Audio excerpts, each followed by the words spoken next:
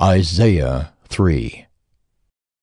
For behold, the Lord God of hosts is taking away from Jerusalem and from Judah support and supply, all support of bread and all support of water, the mighty man and the soldier, the judge and the prophet, the diviner and the elder, the captain of 50 and the man of rank, the counselor and the skillful magician and the expert in charms.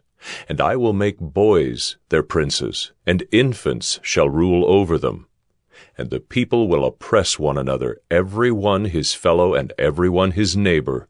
The youth will be insolent to the elder, and the despised to the honorable. For a man will take hold of his brother in the house of his father, saying, You have a cloak, you shall be our leader, and this heap of ruin shall be under your rule. In that day he will speak out, saying, I will not be a healer. In my house there is neither bread nor cloak. You shall not make me leader of the people. For Jerusalem has stumbled, and Judah has fallen, because their speech and their deeds are against the Lord, defying his glorious presence. For the look on their faces bears witness against them. They proclaim their sin like Sodom. They do not hide it. Woe to them, for they have brought evil on themselves. Tell the righteous that it shall be well with them, for they shall eat the fruit of their deeds. Woe to the wicked, it shall be ill with him, for what his hands have dealt out shall be done to him. My people, infants are their oppressors, and women rule over them. O my people, your guides mislead you, and they have swallowed up the course of your paths. The Lord has taken his place to contend. He stands to judge peoples. The Lord will enter into judgment with the elders and princes of his people. It is you who have devoured the vineyard. The spoil of the poor is in your houses. What do you mean by crushing my people, by grinding the face of the poor?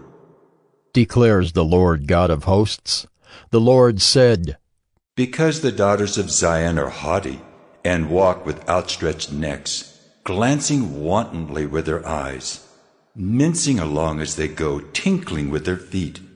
Therefore the Lord will strike with a scab the heads of the daughters of Zion, and the Lord will lay bare their secret parts. In that day the Lord will take away the finery of the anklets, the headbands and the crescents, the pendants, the bracelets and the scarves, the headdresses, the armlets, the sashes, the perfume boxes and the amulets, the signet rings and nose rings, the festal robes, the mantles, the cloaks and the handbags, the mirrors, the linen garments, the turbans and the veils. Instead of perfume there will be rottenness, and instead of a belt, a rope. And instead of well-set hair, baldness, and instead of a rich robe, a skirt of sackcloth, and branding instead of beauty. Your men shall fall by the sword, and your mighty men in battle. And her gates shall lament and mourn. Empty she shall sit on the ground.